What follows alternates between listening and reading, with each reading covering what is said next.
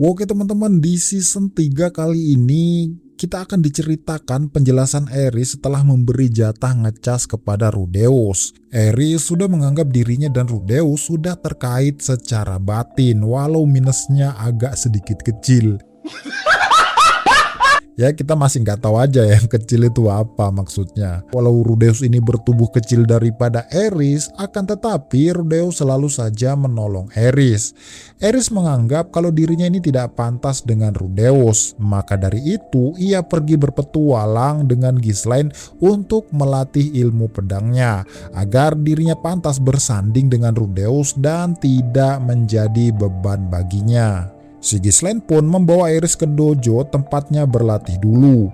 Di sana ia pun bertemu dengan gurunya dan meminta gurunya untuk melatih muridnya itu. Namun dengan ego yang tingginya nggak ketulungan, si Aerys ini berteriak kalau dia tidak punya waktu sama Kroco sepertinya. Mendengar sang guru dilecehkan seperti itu, para murid lain pun emosi.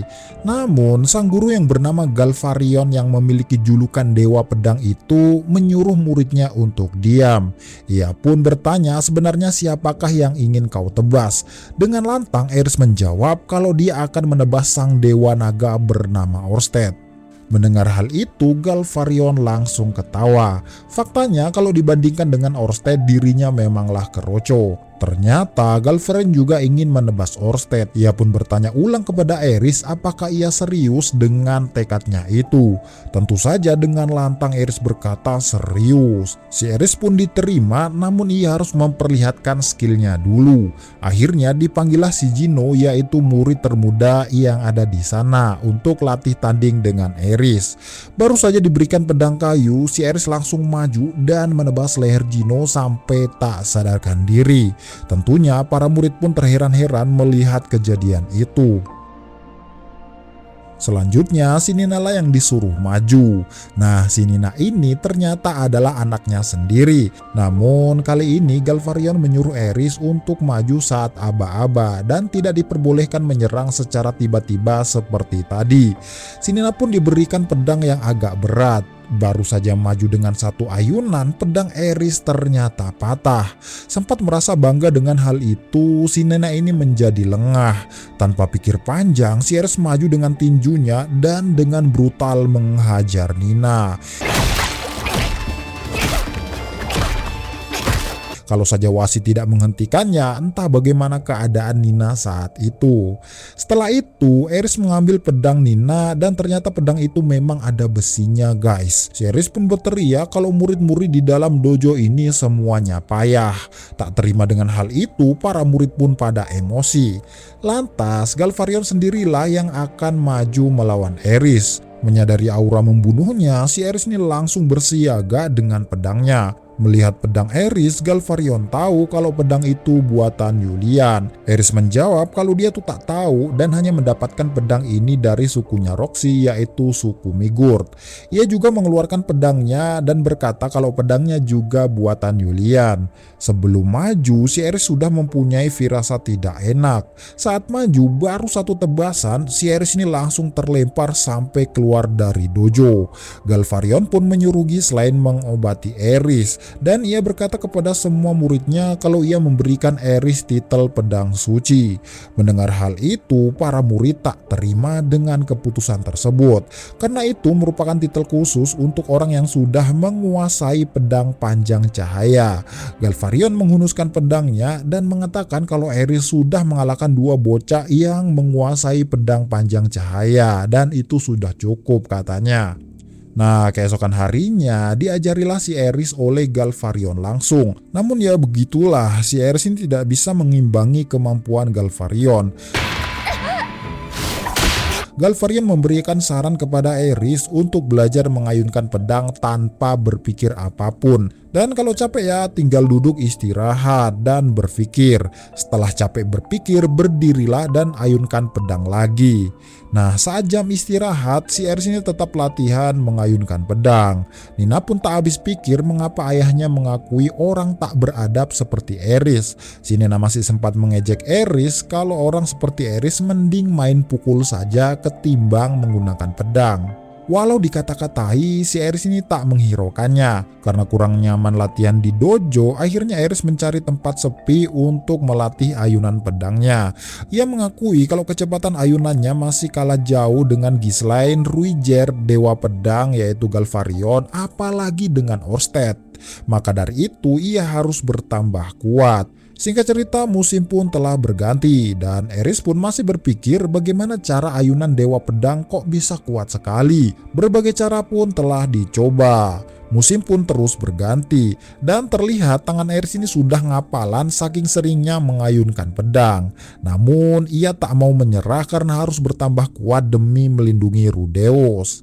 Hari demi hari, bulan demi bulan, musim demi musim pun terus berganti. Si Aries terus-terusan mengayunkan pedangnya dan tidak peduli dengan bau badannya. Entah sudah beberapa tahun si Aries ini mengayunkan pedangnya. Sampai-sampai rambutnya ini menjadi panjang lagi dan bajunya sudah menjadi koyak. Saat sudah lelah, ia sempat berhalusinasi kalau Orsted di hadapannya. Tanpa pikir panjang, ia langsung mengayunkan pedangnya dan menciptakan daya kejut yang sedikit kuat. Namun, Aries merasa kalau kekuatannya itu masih jauh untuk mengalahkan Orsted. Para murid dojo sempat kagum dengan tekad Aries. Pada malam harinya saat Aries pulang dari latihan, ia bertemu dengan seorang di depan gerbang. Aries menyuruhnya untuk minggir karena menghalangi jalannya. Melihat aura membunuh Aries, orang itu pun langsung siaga dengan pedangnya. Orang itu memperkenalkan diri kalau dia tuh adalah Auber si pedang merak. Belum selesai dengan perkenalan dirinya, si Aries ini langsung maju menebas Auber. Namun Auber berhasil menginjak pedang Aries dan menendangnya ke arah yang jauh. Seperti biasa, si Aries ini langsung maju dengan menggunakan tinjunya. Namun karena si Auber ini memang jago, serangan Aries pun berhasil dihalau. Ia pun berhasil menendang Aries sampai terlempar di dekat pedangnya. Aries pun mengambil pedangnya kembali dan bersiap menyerangnya lagi. Namun gerakannya dihentikan oleh Galvarion. Nah ternyata guys, si Auber ini mempunyai julukan Kaisar Utara. Setelah membaca suratnya Galvarion, ia menyadari kalau murid yang dilawannya tadi adalah murid yang diceritakan di dalam suratnya Galvarion. Di dalam surat itu, Galvarion menyebut muridnya itu sebagai anjing gila karena saking brutalnya. Aries pun memasuki kamarnya tanpa membalas sapaan dari Ghislaine dan langsung tidur. Dengan jengkel, Ghislaine mendatangi gurunya dan berkata mengapa ia hanya mengajari Aries cara mengayunkan pedang. Sang guru menjawab kalau ia mengajari cara berlatih pedang dengan benar. Di sana Ghislaine pun masih tak mengerti. Karena Aries ini sudah beberapa tahun ini tak diajari ilmu pedang panjang cahaya. Karena si Ghislaine ini ngotot, Galvarion pun menodongkan pedangnya kepada Ghislaine dengan berkata kalau ia sedikit menyesal mendidik Ghislaine. Galvarion menjelaskan kalau Aries diajari seperti biasa, kelak itu ia akan melampauinya dan hanya sebatas itu.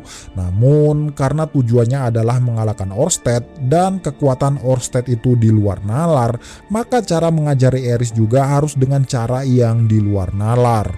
Meski dijelaskan dengan begitu, si Ghislaine ini masih tak tahu maksud gurunya itu. Nah, ajaran di luar nalar itu yang membuat Galvarion mengundang aliran pedang Dewa Utara. Dengan penjelasan seperti itu, akhirnya Ghislaine paham. Dan ternyata bukan cuma itu guys, Galvarion juga sudah mengirimi surat kepada aliran pedang Dewa Air untuk mengajari Aries. Nah, keesokan harinya, si Aries ini langsung dilatih tanding bersama Auber. Karena Auber atau Dewa Pedang Utara ini sangat ahli dalam kelicikan menggunakan pedang, si Aries ini agak kesulitan melawannya. Karena memang Auber ini tidak hanya menggunakan satu pedang saja guys. Di sana Aries berkata kalau ia harus lebih kuat lagi agar bisa mendampingi Rudeus, dan si Rudeus menjadi penyihirnya sedangkan dirinya menjadi ahli pedangnya. Ia berkata dengan lantang kalau Rudeus ini sangat-sangat hebat. Dengan tekad yang kuat, Aries maju dengan kecepatan yang luar biasa. Tanpa disadari, ternyata pedang Auber itu patah dan Aries telah berhasil menggunakan teknik pedang panjang cahaya seperti yang biasa Ghislaine gunakan. Para murid dan instruktur pun kagum dengan Aries karena telah berhasil menggunakan teknik pedang panjang cahaya. Eris pun tampak senang dan mulai tersenyum karena telah berhasil menguasai teknik itu. Nah, keesokan harinya, si Nina dan temannya itu pada menggibah Eris. Kalau Eris ini punya cowok yaitu Rudeus. Panjang umur saat mereka menggibah Eris, si Eris ini datang dengan tatapan garang. Si Nina pun menghentikan Eris sambil mengejeknya. Menyuruh Eris nggak usah mikirin cowok dan habiskan saja sisa hidupnya sama pedang dan tetap menjadi perawan. Dengan bangga Eris berkata kalau dia sudah bukan perawan lagi. Eris bercerita dengan bangga kalau ia pulang dari benua iblis ke kampungnya bersama dengan Rudeus dan bertemu Orsted di tengah perjalanan dan berniat membalas dendam. Namun Nina tidak percaya kalau Eris pernah bertemu dengan Orsted karena ayahnya bercerita kalau Orsted itu mempunyai aura yang sangat luar biasa dan serangan biasa tidak akan bisa melukainya. Namun lagi-lagi Eris menegaskan kalau dia tidak berbohong dan menceritakan kalau Rudeus itu bukan orang biasa. Dirinya yang sekarang tidak bisa mengimbangi kekuatannya. Makanya ia harus bertambah kuat lagi untuk bersanding dengan Rudeus. Nina menyangka kalau Rudeus itu paling cuma imajinasi Eris. Karena saking penasarannya, akhirnya Nina ini mencari Rudeus dengan bertanya kepada para petualang. Nina mendapatkan informasi kalau Rudeus berjulukan si ahli rawa. Nah, ahli rawa tuh gini guys, Rudeus ini sering menggunakan sihir lumpur di kaki musuhnya untuk memperlambat gerakannya itu. Makanya itu disebut dengan ahli rawa. Nina pun mendapatkan informasi dari para petualang kalau Rudeus si ahli rawa ini benar-benar hebat sampai bisa mengalahkan naga merah seorang diri. Nina juga mendapatkan informasi dari seorang informan bayaran kalau namanya itu adalah Rudeus Gererat, seorang penyihir tingkat dewa air di usia 5 tahun. Di usia 7 tahun ia menjadi guru privat Eris Boreas Gererat di wilayah Vitoa. Setelah lama menghilang, ia muncul kembali sebagai petualang dengan julukan si ahli rawa. Dan saat ini ia bersekolah di Akademi Sihir Ranwa sebagai siswa khusus. Mendapat informasi kalau apa yang Eris katakan itu benar, si Nina ini pulang dengan muka-muka lesu gitu guys. Karena prestasinya terdengar sangat hebat dan bisa jadi aslinya tidak sehebat itu, akhirnya Nina pun tambah penasaran. Dan ia memutuskan untuk pergi ke Ranwa dan bertemu langsung dengan Rudeus. Saat sudah tiba di akademi, si Nina ini sempat tercengang karena yang bersekolah di sini ada juga yang kekar-kekar. Padahal ini tuh sekolah sihir, guys.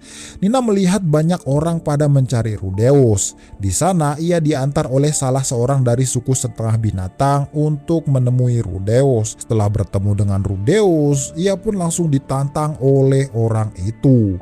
Nah, saat itu Rudeus pun tidak mengerti apa maksud lamaran duel. Nah, setelah melihat body-bodinya Rudeus, si Nina ini sangat percaya diri kalau ia tuh bisa mengalahkan Rudeus. Namun saat Rudeus mengalahkan manusia setengah binatang itu dengan mudah, Nina pun kaget karena Rudeus ini adalah penyihir dan bisa mengalahkan pendekar dari jarak sedekat itu.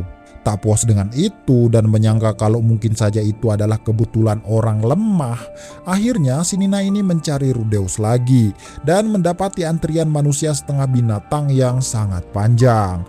Saat si Nina juga disuruh antri kalau mau melawan Rudeus, tiba-tiba Badigadi sang Raja Iblis datang. Badigadi bertanya ini tuh antrian apa? Saat mengetahui kalau antrian panjang itu adalah antrian duel melawan Rudeus Gererat, Badigadi bertanya bagaimana caranya agar ia yang pertama kali berduel mengalahkan Rudeus.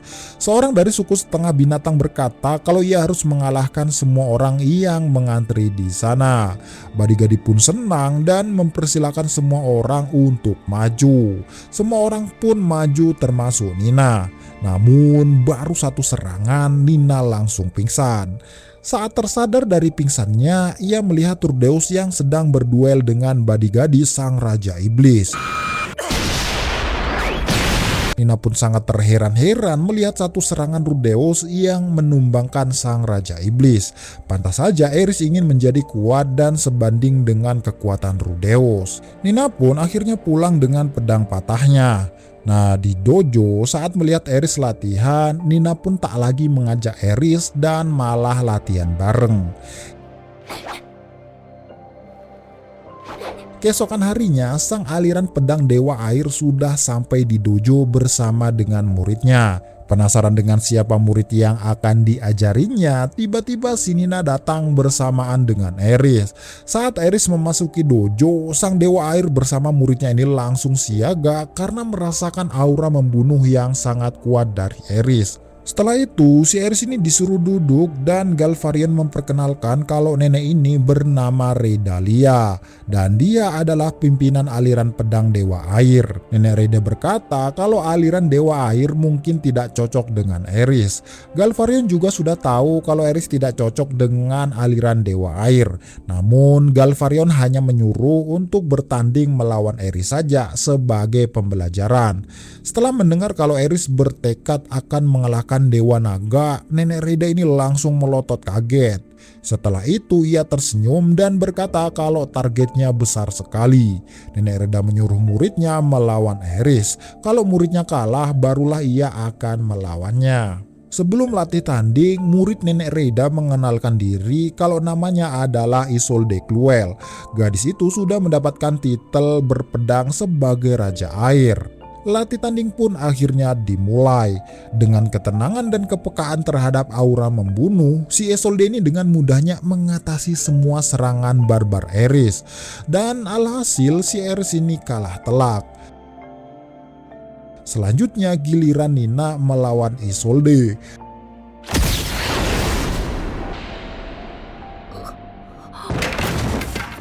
Baru saja sekali serang, si Isolde ini langsung tumbang. Karena hasilnya sangat tidak disangka-sangka, akhirnya Nenek Reda dan Galvarion sepakat agar mereka bertiga latihan kelompok untuk saling mengasah ilmu berpedang masing-masing. Setelah latihan pun hasilnya tetap sama. Isolde dengan mudah mengalahkan Ares. Ares dengan mudah mengalahkan Nina, dan Nina dengan mudah mengalahkan Isolde. Ya pokoknya begitu seterusnya. Mereka bertiga pun mengadakan evaluasi untuk memberi saran satu sama lain. Nah, di dalam kamar Nina, Isolde ini memberi saran kepada Ares untuk tidak terlalu banyak mengeluarkan hawa membunuh. Karena aliran pedang Dewa Air itu sangat peka terhadap hawa membunuh. Walau demikian, Ares tidak tahu harus bagaimana. Isolde bertanya kepada Nina bagaimana cara tidak mengeluarkan hawa membunuh saat bertempur. Nina menjawab kalau dia hanya mengayunkan pedang secepat mungkin tanpa harus mengeluarkan hawa membunuh. Nina pun berkata kenapa dirinya itu tak bisa menang melawan Ares. Ares menjawab kalau dia hanya membuat Nina bergerak belakangan. Ia mendapatkan ilmu itu dari Ruiger. Intinya ajaran Ruiger itu bisa mengontrol musuh mau dibuat bergerak duluan atau belakangan.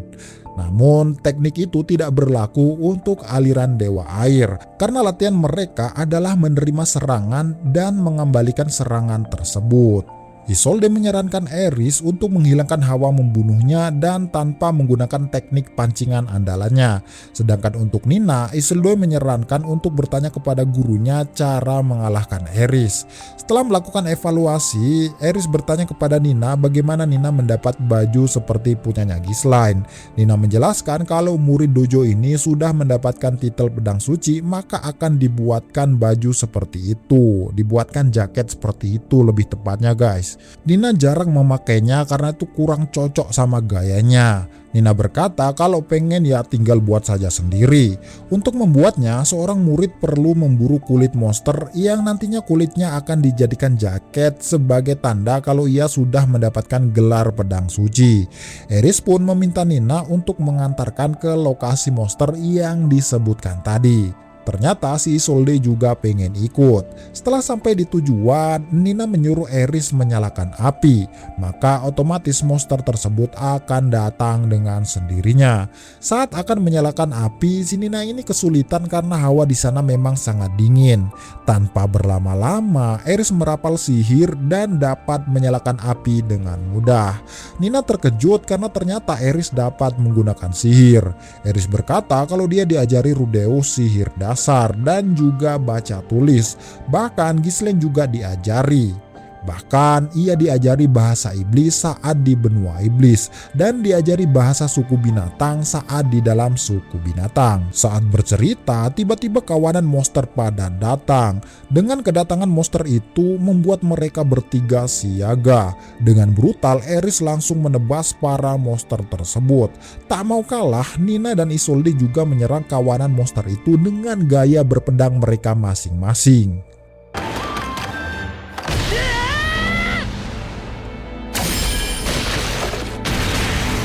Nah, pada pagi harinya mereka berjalan pulang. Si Isolde sangat senang karena mendapatkan pengalaman baru, yaitu berburu monster, karena sebelumnya itu ia tak pernah berburu monster. Saat hendak beristirahat, Nina menahan Eris dan berkata kalau Eris mau menghilangkan hawa membunuhnya, maka setiap hari ia harus rajin mandi, cuci badan, makan yang benar, tidur di kasur yang hangat sambil memikirkan cowok yang Eris suka. Nah, keesokan harinya latih tanding pun dilakukan. Terlihat kalau si Eris ini sudah bersih, bajunya sudah diganti dan tidak bau setan.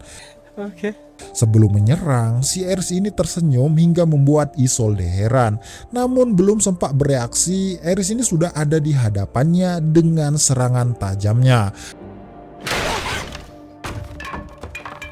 Dan akhirnya Eris berhasil mengalahkan Isolde. Eris pun tampak senang dengan pencapaiannya itu. Di luar ruangan latihan ternyata sudah ada para master yang bangga atas pencapaian mereka bertiga. Dan setelah itu Eris ini terlihat makin akrab dengan teman-temannya. Oke guys, kita kembali ke Rudeus. Terlihat kalau kehidupan Rudeus berjalan dengan baik dan damai bersama keluarganya. Seperti biasa, ingatannya ibunya Rudeus ini masih belum kembali. Walau demikian, Rudeus ini sudah bersyukur bisa berkumpul dengan keluarganya.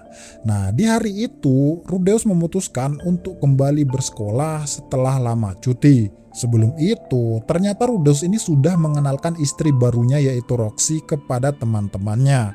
Di sekolah ternyata Roxy mengajar sebagai guru di sekolah itu. Belum juga masuk kelas, si Rudeus ini sudah mesra-mesraan bersama kedua istrinya yang menarik perhatian para siswa.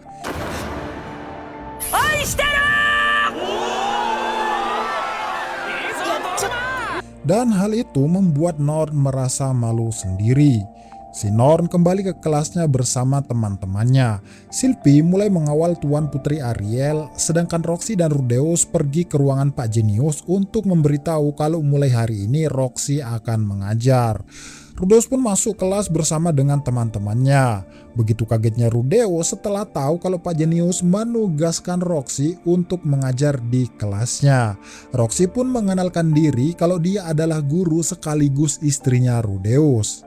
Mendengar itu, si Cliff baru sadar mengapa Rudeus selama ini menghindarinya. Saat jam istirahat, Rudeus pun meminta maaf kepada Cliff karena waktu itu Rudeus sudah berjanji hanya setia kepada satu istri saja. Namun kenyataannya malah nambah istri lagi.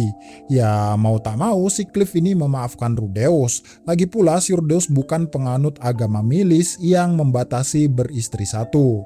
Cliff sadar kalau dirinya ini tak berhak mengatur Rudeus. Namun Cliff sedikit kecewa karena ia sering mendengar adiknya berdoa di gereja agar kelak ia menjadi pasutri seperti kakaknya dan juga Sylvie. Cliff menyarankan Rudeus untuk memikirkan perasaan adiknya karena Rudeuslah satu-satunya orang untuk bergantung setelah kehilangan ayahnya. Cliff pun sampai tak habis pikir dengan musuh kuat yang bisa membuat Rudeus harus kehilangan tangannya. Walau demikian, Rudeus ini diberikan tangan palsu hasil dari penelitian Cliff dan juga Zanoba yang diteliti dari patung yang didapatkan dari rumah Rudeus. Saat memakainya dan mengaliri sihir, Rudeus pun senang karena bisa merasakan tangan palsu itu seolah-olah tangannya sendiri. Bahkan tangan palsu itu memiliki cengkeraman yang kuat sesuai dengan kapasitas sihir yang diberikan. Setelah itu, Rudeus pun mencoba tangan palsu itu apakah bisa menggunakan sihir ataupun tidak.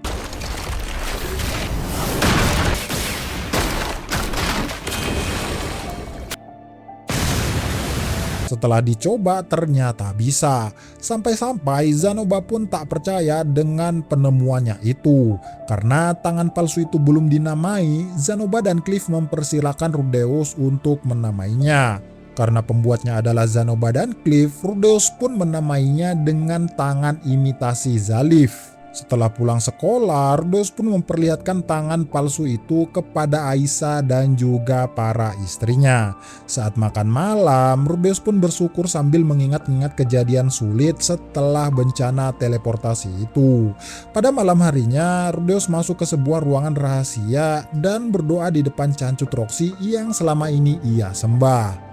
Goblok! Keesokan harinya, Gise, Elinelise dan juga Talhen mengunjungi makam Paul. Walau zenit keadaannya begitu, setidaknya dia dikelilingin keluarganya yang menyayanginya. Setelah itu, Rudeus dan Roxy pun datang. Di sana, Gise dan Talhen pun akan berangkat meninggalkan Ranoa dan memberikan uang hasil petualangan mereka di labirin teleportasi kemarin. Rudeus awalnya tidak menerimanya karena dirasa terlalu banyak. Namun Gise mengatakan kalau itu adalah jatahnya dan juga jatah ayahnya yaitu Paul. Gise juga menambahkan sedikit dari bagiannya karena Rudeus sekarang sudah mempunyai keluarga besar dan pastinya sangat membutuhkan uang tersebut. Rudeus pun menerimanya dengan senang hati dan akhirnya mereka pun pergi. Setelah Rudeus balik ke rumah, ternyata ibunya juga sudah ada perkembangan dan bisa membersihkan rumput-rumput liar di halaman rumah. Setelah diingat-ingat, memang dulu itu ibunya Rudeus ini suka sekali merawat tanaman guys. Melihat itu, Rudeus berharap agar hal-hal kecil seperti itu bisa memicu ingatan ibunya kembali. Nah, di dalam rumah saat si Rudeus ini bermain dengan anak bayinya, tiba-tiba suara terdengar dari lantai atas. Rudeus pun pergi memeriksa, ternyata itu ada di dalam kamar Aisyah. Aisyah ternyata diam-diam memelihara monster tanaman bernama Trian. Sebenarnya Aisyah sudah lama pengen bercerita sama Rudeus, tapi kakaknya itu terlalu sibuk makanya ia tidak sempat bercerita. Pada awalnya Trian itu tidak bergerak, namun setelah rajin menyiraminya dengan air hangat bekas mandinya, ia bisa bergerak sendiri. Rudeus menyuruh Aisyah membuang atau membakar Trian itu, namun Aisyah tidak mau dan berniat akan mengajarinya untuk tidak menyerang manusia. Aisyah memohon-mohon kepada Rudeus agar diperbolehkan memeliharanya. Ia juga bercerita kalau Trian itu menuruti perintahnya, namun Rudeus tetap saja tidak memperbolehkannya. Karena sudah jengkel, si Aisyah ini mengancam Rudeus kalau ia akan membocorkan kepada Sylvie dan juga Roxy tentang kamar tersembunyinya atau kamar rahasianya. Yang di dalam kamar itu ada celana dalam Roxy yang ia sembah selama ini. Sudah keringat dingin karena adiknya mengetahui hal itu, ditambah Roxy malah muncul di saat-saat seperti itu. Rudeus pun menanyakan pendapat Roxy tentang hal ini. Roxy pun mempersilahkan Aisyah untuk memeliharanya karena Trian juga bisa jinak dengan manusia jika dirawat dengan baik. Setelah mendengarkan hal itu, Rudeus pun meminta maaf kepada Aisyah dan mempersilahkannya untuk memelihara monster tersebut. Nah, di sekolah Rudeus dan Cliff meneliti sisik Hydra yang mana sisik itu tuh bisa menyerap sihir guys. Zanoba dan Julie juga datang dan memperlihatkan hasil belajarnya yaitu membuat patung Ruijerd. Keesokan harinya, Rudeus pun mengundang teman-temannya untuk makan malam di rumahnya dan sekaligus memperlihatkan anaknya. Nah, saat di sekolah, Rudeus ini terlihat memaksa Roxy untuk mengajarinya sihir tingkat Raja Air. Namun, si Roxy ini menolak hingga mengundang perhatian murid-murid kalau Rudeus ini memaksa murid lain melakukan kemauannya. Mendengar itu, pihak OSIS yaitu Luke pun datang bersamaan dengan Sylvie. Mengetahui kalau murid-murid salah sangka, Luke pun pergi dan menyerahkan urusan itu kepada Sylvie. Akhirnya Rudeus pun bercerita kalau ia pengen diajari sihir tingkat Raja Air oleh Roxy, sekaligus mengajak Sylvie untuk ikut diajari juga. Walau awalnya Roxy ini keberatan, akhirnya ia terpaksa menyetujuinya. Berangkatlah mereka bertiga ke daerah yang jauh dari pemukiman. Singkat cerita, setelah sampai di lokasi, Roxy pun mulai merapal mantra yang sangat panjang. Langit pun terlihat mendung dan mengeluarkan petir. Setelah selesai merapal, Roxy pun menembakkan petir itu ke sebuah pohon dan membuat pohon itu hancur tak menyisakan apapun. Roxy pun sedikit lemas karena kehabisan mana. Saat Roxy istirahat, gantian Rudeus yang mencobanya. Saat Rudeus merapal mantra itu, Roxy pun jadi bernostalgia melihat Rudeus yang dulu pernah ia ajari sihir, sekarang sudah menjadi suaminya sendiri.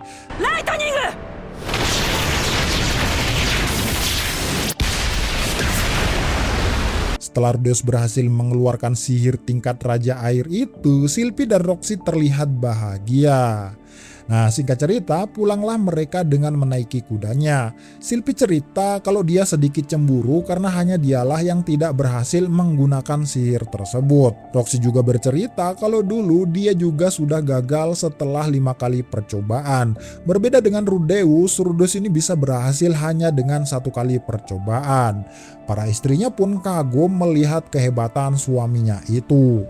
Roxy merasa bermimpi karena tidak menyangka bisa mempunyai keluarga harmonis seperti ini. Setelah sebelumnya ia hanya bisa menunggu ajal di labirin teleportasi. Sylvie juga bercerita kalau ia tuh cuma hoki karena ia bisa menjadi istri pertama Rudeus hanya karena ia pertama kali yang bertemu dengan Rudeus. Coba Roxy yang pertama kali bertemu, maka Roxy lah yang akan menjadi istri pertamanya. Namun walau demikian, Rudeus lah yang merasa paling hoki. Mempunyai keluarga harmonis dan istri-istri yang akur merupakan kehokian yang tak ternilai.